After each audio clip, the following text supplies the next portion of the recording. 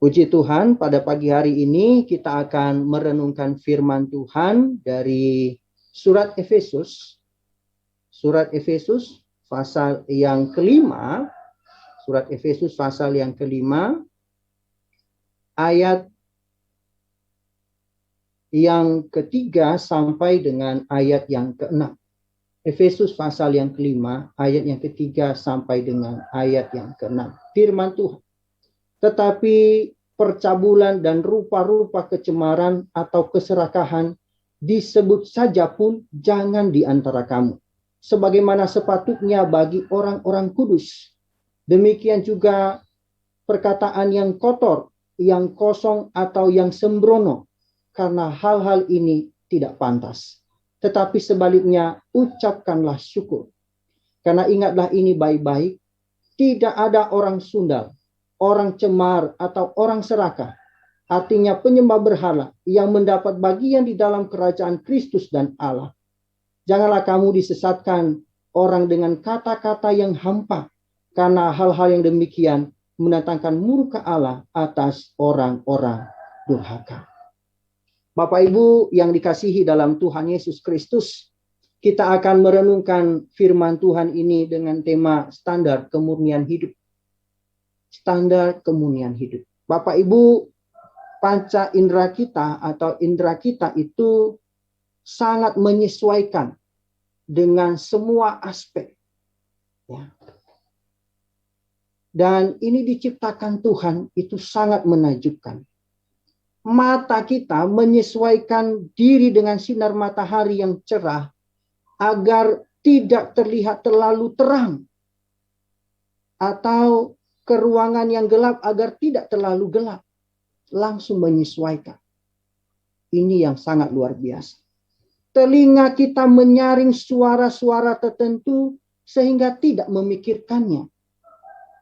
Bahkan indera penciuman bekerja dengan cara yang sama. Indera spiritual kita atau indera rohani kita juga bekerja seperti indera fisik kita. Panca indera kita itu bekerja, tetapi perbedaannya ada hal yang sangat signifikan. Indera rohani kita perlu kepekaan lebih lagi. Lebih lagi. Meskipun dalam banyak hal, ya, untuk menyesuaikan diri dengan rasangan fisik itu kadang-kala merugikan kita secara spiritual. Bapak Ibu yang dikasih dalam Tuhan Yesus Kristus, ayat yang ketiga ini dimulai dengan kata tetapi. Ini menggambarkan kontras dengan perintah atau anjuran firman Tuhan untuk berjalan di dalam kasih. Sama seperti Kristus mengasihi kita dan menyerahkan dirinya untuk kita. Dimulai dengan pernyataan tetapi. Di sini sedang memperjelas bagi kita bahwa kasih Kristus kepada kita sangat kontras dengan kasih yang ditawarkan oleh dunia ini. Bapak Ibu yang dikasih dalam Tuhan Yesus Kristus, dunia Yunani atau Romawi pada masa itu, termasuk kota Efesus itu terkenal karena kerusakan moralnya. Kuil Artemis menawarkan prostitusi ritual itu sebagai bagian dari ibadahnya. Pergaulan seksual adalah hal yang lumrah. Bahkan Kaisar Nero secara terbuka melakukan hubungan yang tidak berkenan, yaitu homoseksual. Dan diketahui telah terlibat secara seksual dengan orang tuanya sendiri, dengan ibunya. Jadi, sangat penting bagi kita sebagai orang percaya, sebagai pengikut Kristus, harus berbeda dengan budaya moral yang ditawarkan oleh dunia ini yang sedang menghadapi penghakiman Tuhan. Saudara-saudara yang dikasih dalam Tuhan Yesus Kristus, kita tahu bahwa menjadi orang yang bermoral tidak akan membawa ke surga. Tentu saja Tidak seorang pun dari kita memiliki moral yang sempurna. Karena Yesus menaikkan standar kekemurnian mental ketika dia berkata bahwa jika kita memandang seorang wanita untuk keinginan, kita telah berzina dengan dia di dalam hati kita. Dalam Matius pasal 5 ayat 27 sampai 28. Belum melakukan, hanya berkeinginan saja, bernafsu. Maka jika dapat mengklaim selalu setia kepada pasangan atau masih dalam kesucian, dalam menjalani hidup seorang lajang atau seorang diri yang belum menikah, itu tidak akan membuat kita memenuhi syarat untuk masuk surga.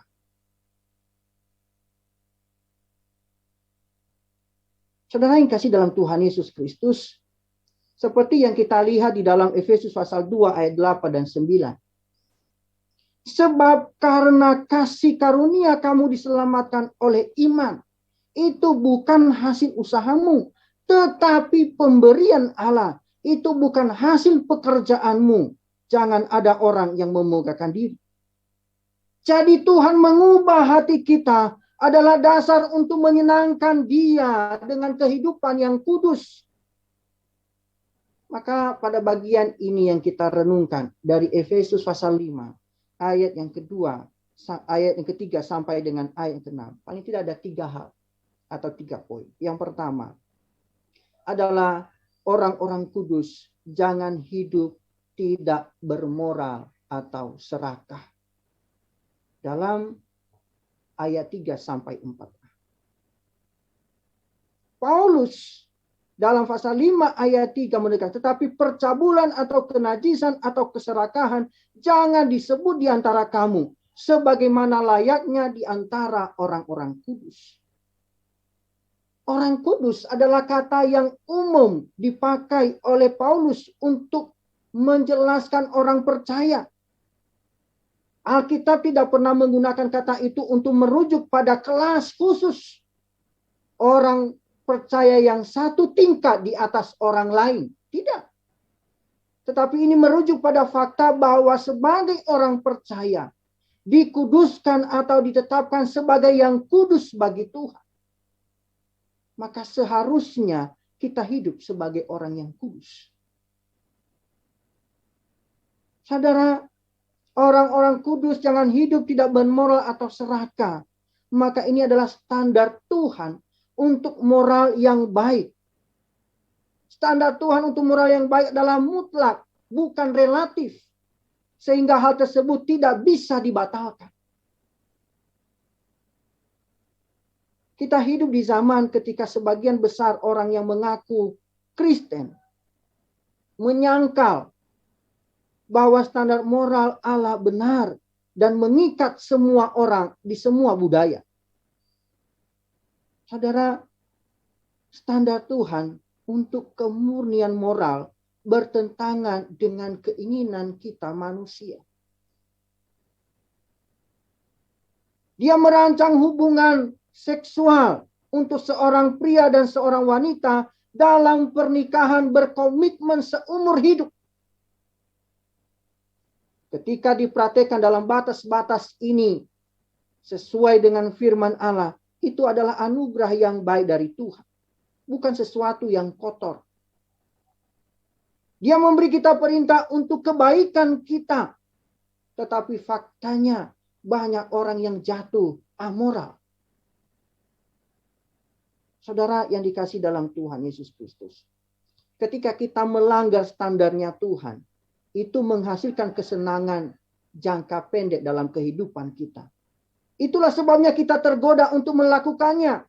Tetapi ada rasa sakit dan masalah dalam waktu yang lama. Bahkan sampai kepada kekekalan kalau tidak ada pemberesan di hadapan Tuhan.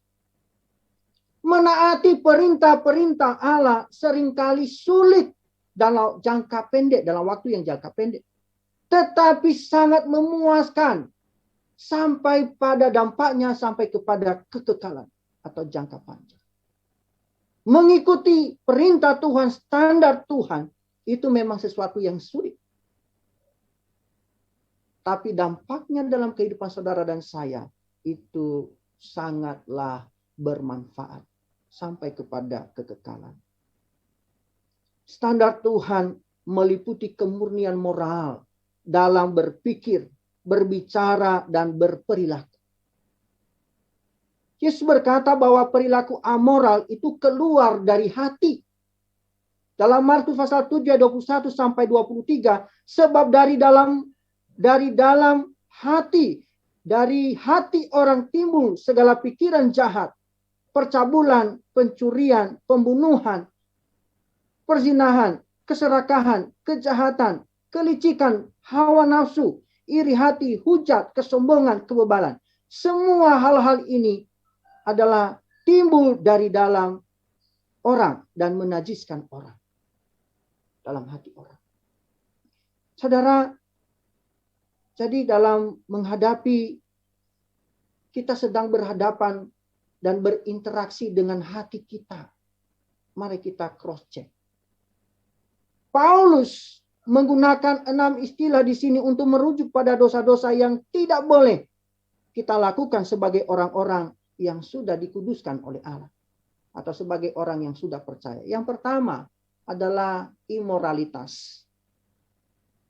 Ini merupakan satu istilah yang mengacu pada segala jenis amoralitas seksual. Ini termasuk seks di luar nikah atau pranikah. Hubungan insest antara ayah dan anak. Antara anak dan orang tua. Homoseksual. Perilaku yang menyimpang, kebinatangan. Bahkan mungkin dalam penggunaan pornografi. Karena kata yang digunakan itu adalah porneia. Melihat hal-hal yang seksual, daya tariknya. Seks apapun di luar komitmen seumur hidup pernikahan tidak berakar pada kasih. Seperti yang difahami oleh kita sebagai orang yang percaya kepada Kristus. Saudara, komitmen, pengorbanan diri, dan kepedulian itu menunjukkan diri dalam mencari kebaikan tertinggi dari orang yang dikasihi. Tetapi dalam hawa nafsu seksual, di luar pernikahan, itu hanya bermanfaat untuk kepuasan diri sendiri. Teman-teman yang masih muda, yang belum menikah, jagalah kekudusan hidup. Yang sudah berkeluarga, jagalah hubungan suami istri dengan baik. Di dalam ketaatan kasih akan Tuhan. Yang kedua, hal yang tidak boleh terjadi dalam kehidupan kita sebagai orang percaya, tidak boleh didapatkan, karena itu tidak pantas, adalah ketidakmurnian. Kotor atau tidak murni, ini digunakan merujuk pada nanah di sekitar luka yang terinfeksi. Ini gambarannya. Di dalam moral itu mengacu, di alam moral itu mengacu pada apa yang mencemari orang lain dan menjijikan. Dan Paulus menggunakan dalam pasal 4 ayat 19 untuk merujuk pada perilaku orang fasik dari orang-orang bukan Yahudi yang telah menyerahkan diri kepada hawa nafsu dan mengerjakan dengan serakah segala macam kecemaran. Bapak, Ibu, Saudara, hal yang ketiga adalah ketamakan. Tidak boleh ada dalam kehidupan kita sebagai orang yang percaya. Ini adalah standarnya kemurnian hidup. Ketamakan. Dalam pasal 4:19, Paulus mencantumkan keserakahan tepat di samping dosa seksual atau kecemaran. Dan dalam pasal 5 ayat 5, ia menyamakan dengan penyembahan berhala. Bisa juga saudara bisa membandingkan dalam tulisan Kolose pasal 3 ayat 5. Hidup serakah memiliki nafsu untuk lebih. Apakah itu dalam hal keuangan, kepemilikan materi, atau penaklukan seksual. Keserakahan dimotivasi oleh kesenangan egois yang terpisah dari Tuhan. Itu adalah penyembahan berhala. Karena berusaha mencari kesenangan pada sesuatu selain Tuhan. Sambil menolak perintah-perintah Tuhan atau mengabaikan ketundukan kepada firman Allah. Bahkan hubungan di luar nikah, seks di luar nikah selalu didasarkan pada keserakahan. Karena tujuannya adalah untuk mengeksploitasi orang lain untuk keuntungan diri sendiri. Paulus berkata dalam pasal 5 ayat 3, bahwa ketiga dosa ini disebut saja pun jangan di antara kamu, sebagaimana sepatutnya bagi orang-orang kudus. Paulus menjelaskan tidak bermaksud bahwa hal tersebut tidak boleh dibahas. Karena sebenarnya dia sedang menyampaikan, mendiskusikannya dalam teks ini. Dan Alkitab juga memuat kisah-kisah amoralitas di dalam Alkitab. Makanya ada orang yang beranggapan bahwa kitab kita itu penuh dengan cerita-cerita seksual, pornografi. Dan Alkitab kita itu adalah Alkitab yang jujur dan terbuka. Dia menyikapkan segala aspek yang bertentangan, yang juga sesuai dengan kehendak. Saudara yang dikasihi dalam Tuhan Yesus Kristus. Di sini sebenarnya Paulus memaksudkan bahwa dosa-dosa ini seharusnya tidak terdapat di antara orang-orang Kristen. Kita seharusnya tidak memberi tempat dalam pikiran kita pada dosa-dosa seperti ini. Seperti yang dikatakan Paulus dalam Roma pasal 16 ayat 19b. Tetapi aku ingin supaya kamu bijaksana terhadap apa yang baik dan bersih terhadap apa yang jahat. Saudara yang dikasihi dalam Tuhan Yesus Kristus. Hal lain yang tidak boleh ada dalam kehidupan kita sebagai orang yang murni hidupnya dalam standar kemurnian hidup adalah perbuatan yang memalukan. Ini mengacu pada hal-hal yang tidak senonoh, cabul, atau memalukan. Itu berasal dari kata yang sama yang digunakan dalam pasal 5 ayat 12 juga. Yaitu perbuatan yang memalukan. Hal lain adalah perkataan yang bodoh. Kata ini berasal dari dua kata yang berarti ucapan bodoh atau kebodohan. Dalam Alkitab, orang bodoh bukanlah orang yang cacat mental, melainkan orang yang cacat moral karena mengabaikan firman Tuhan. Dalam konteks ini, Paulus mengacu pada perkataan yang mengabaikan atau meremehkan perintah moral standarnya Allah.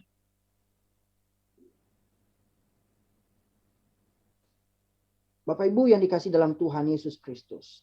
Hal lain yang tidak boleh ada dalam kehidupan kita sebagai orang percaya adalah senda gurau yang kasar. Atau dipakai dalam terjemahan kita, bahasa terjemahan Bahasa Indonesia adalah hal yang sembrono. Atau yang sembrono. Dalam pengertian yang sebenarnya dalam teks aslinya dia senda gurau yang kasar. Kata ini sebenarnya berarti berbalik dengan mudah. Ini memiliki ide seorang yang dapat kembali dengan cepat menggunakan kata-kata pintar dengan makna ganda. Jadi dia bisa mengubah sesuatu menjadi lelucon kotor atau humor yang cabul seperti yang dilakukan oleh komedian stand up komedi di televisi. Seolah-olah itu halus padahal sebenarnya itu kata kasar yang tidak pantas untuk disebut. Orang Kristen tidak boleh bercanda dengan hal-hal yang cabul. Mengapa? Karena alasan yang sama. Kita tidak boleh bercanda dengan Tuhan. Dengan hal yang demikian. Saudara yang dikasih dalam Tuhan Yesus Kristus. Hubungan suami istri atau hubungan seksual dalam kehidupan rumah tangga yang diberkati Tuhan. Itu harus dihormati. Tidak boleh direndahkan atau diremehkan. Apalagi dijadikan bahan omongan. Dengan demikian, standar Tuhan adalah mutlak dan mencakup kemurnian moral dalam pikiran, dalam ucapan, dan juga perilaku. Bapak Ibu yang dikasih dalam Tuhan Yesus Kristus. Standar Tuhan harus menjadi standar kita sebagai orang yang kudus.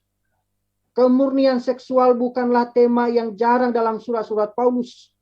Dia menyebutkan kemurnian atau memperingatkan tentang amoralitas dalam berbagai tulisannya. Ada dalam Roma pasal 1 ayat 13, 1 Korintus pasal 5, 6, 7, pasal 10, dan 2 Korintus pasal 6, ayat 7, pasal 7, ayat 12, pasal 12. Bahkan dalam Galatia, dalam 1 Tesalonika, dalam Kolose, dalam Timotius, dia mengungkapkan dengan jelas bagaimana seorang yang hidup di hadapan Tuhan, yang sudah memulai hidup baru di hadapan Tuhan, bagaimana hidup dalam kekudusan secara seksual.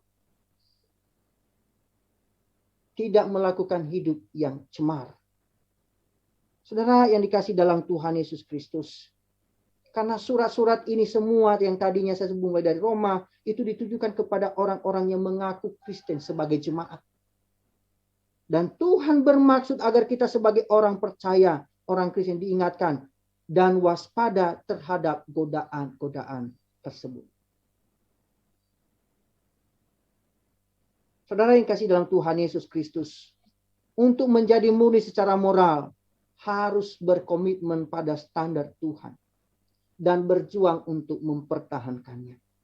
Untuk memperjuangkan kemurnian, harus menjaga kehidupan, pikiran, dan membatasi jenis media yang kita ekspos. Apalagi dengan wifi yang tak terbatas dalam genggaman. Kadang-kala kita melampaui batas karena ada rasa ingin tahu. Tapi pagi ini kita diingatkan. Saudara dan saya harus membuat perjanjian dengan matamu. Dengan mata kita. Ayub pasal 31 ayat 1. Aku telah menetapkan syarat bagi mataku. Masakan aku memperhatikan anak darah. Artinya mengambil komitmen untuk mata kita. Siapapun kita. Sehingga kita berhenti untuk memikirkan hal-hal yang berbau kecemaran. Dalam Matius pasal 5 ayat 27 sampai 30, kita harus secara aktif untuk melawan godaan itu. Bahkan dikatakan, potonglah tanganmu, cungkilah matamu jika perlu. Ini merupakan penekanan. Maka dalam standar Allah, kita harus membantu dan mengajar standar itu kepada orang lain. Kita bersyukur ada di komunitas STT Sola Gracia Indonesia, menekankan pembentukan karakter. Maka ketika saudara berinteraksi, kita berinteraksi dengan aturan-aturan yang ada, kadang kita tidak terima. Tidak bersesuaian dengan kehendak kita. Karena maunya kita hal ini. Tapi maunya pembentukan karakter harus sesuai dengan kebenaran firman Tuhan. Sehingga kita kadang-kala emosional, tidak bisa mengendalikan diri. Dan itu saya sudah singgung pada waktu doa dan puasa. Dengan tema meniru Allah. Saudara yang dikasih dalam Tuhan Yesus Kristus. Maka bagaimana kita harus hidup? Maka alternatif dari perbuatan amoral dan keserakan adalah dengan mengucap syukur. Cara solusi adalah mengucap syukur. Pasal 5 ayat 4a. Kita berpikir bahwa Paulus akan mengatakan bahwa kita harus mengganti ketidakmurnian dalam kecemaran seksual dengan kemurnian. Itu benar. Dan tentu saja dia akan menyatakan itu. Itu dalam pasal 5 ayat 9 sampai 11. Nanti kita teruskan dalam pembahasan selanjutnya. Tapi di sini dia mengatakan bahwa alternatif dari amoralitas dan keserakan seksual adalah dengan bersyukur. Mengapa dia mengatakan itu? Apa hubungannya dengan rasa syukur dan kemurnian moral? Banyak. Untuk bersyukur harus tunduk kepada kedaulatan Tuhan atas setiap detail dalam hidup kita. Jika menggerutu atau mengeluh, benar-benar sebenarnya mengatakan bahwa kita tahu apa yang terbaik untuk kita. Lebih baik daripada Tuhan.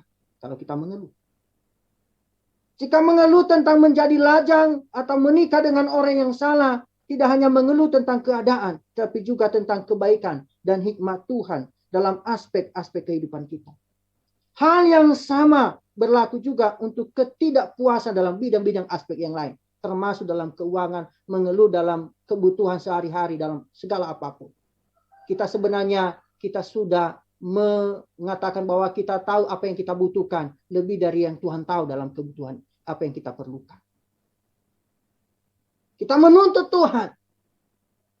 Dan itu hal yang tidak berkenan di hati Tuhan. Saudara, setan menggoda Hawa dengan membuatnya meragukan kebaikan Tuhan. Dalam menahan buah terlarang darinya. Ketika dia menggigit godaan setan bahwa buah itu akan benar-benar baik untuknya, berlawanan dengan apa yang Tuhan katakan, dia menyerah pada dosa.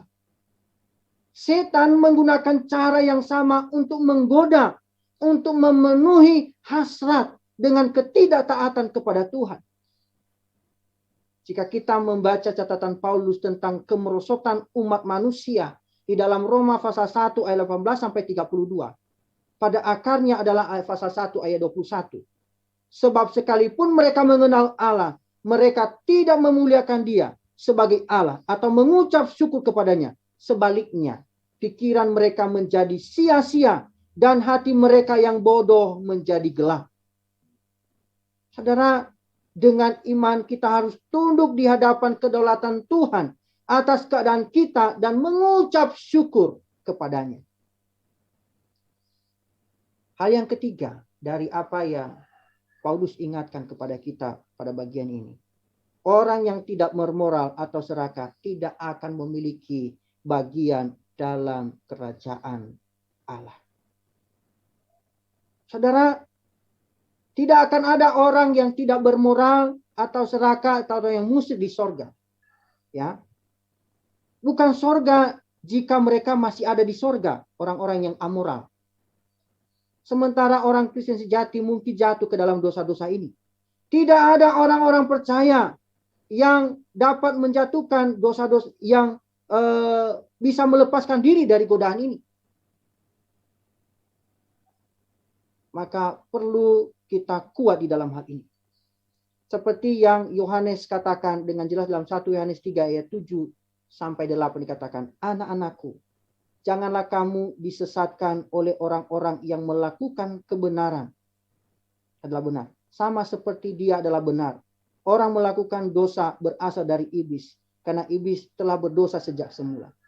Anak Allah muncul untuk tujuan ini. Untuk menghancurkan pekerjaan iblis. Sekali lagi.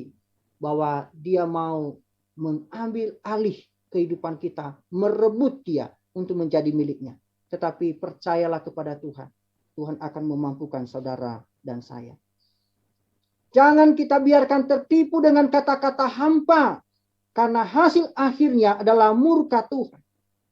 Jangan kamu disesatkan orang-orang dengan kata-kata hampa. Karena hal-hal yang demikian mendatangkan murka Allah atas orang-orang durhaka. Paulus tahu bahwa banyak orang termasuk banyak para pemimpin Kristen akan berkata, kamu berada di bawah kasih karunia. Tuhan adalah Tuhan yang penuh kasih, yang tidak akan menghukum. Dia mengerti kelemahanmu dengan kata-kata yang memikat seperti ini. Mereka memikat orang-orang yang tidak menaruh curiga kepada kehancuran abadi. Dalam 2 Petrus pasal 2 ayat 13 sampai 22, saudara bisa baca di sana.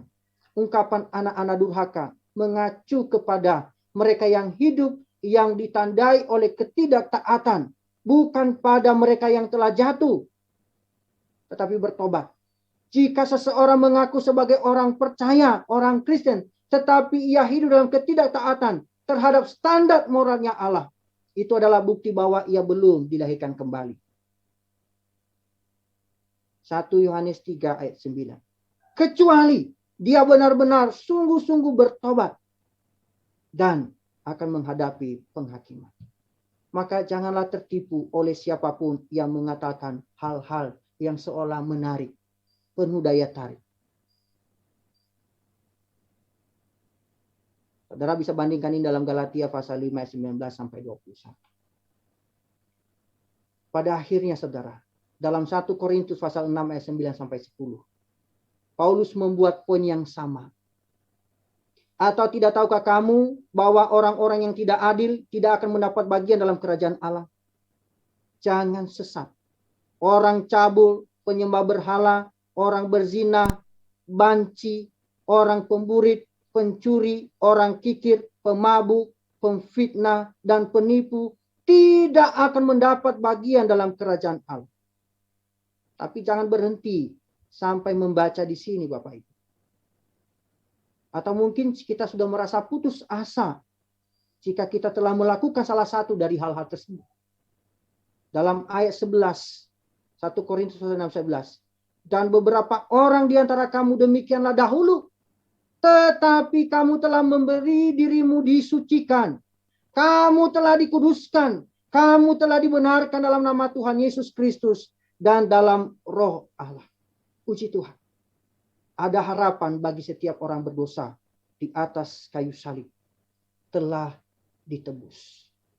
Jangan lagi kita membiarkan indera pendengaran kita atau apapun indera kita, indera moral kita menjadi tumpul. Sehingga kita mengikuti arus budaya, arus hidup dunia ini. Dalam kemaksiatan dan keserakahan. Biarkanlah indera kita, indera rohani kita peka dilatih untuk firman Tuhan yang menunjukkan kepada kita jalan kebenaran untuk hidup dalam sukacita, dalam kebaikan kasih yang kekal. Percayalah kepada Kristus dan bertobatlah dari dosa dan Dia akan membasuh kita dari dosa kita. Mari kita berdoa. Segala puji dan syukur kami naikkan di hadapan-Mu ya Tuhan. Kalau kami telah mendengarkan firman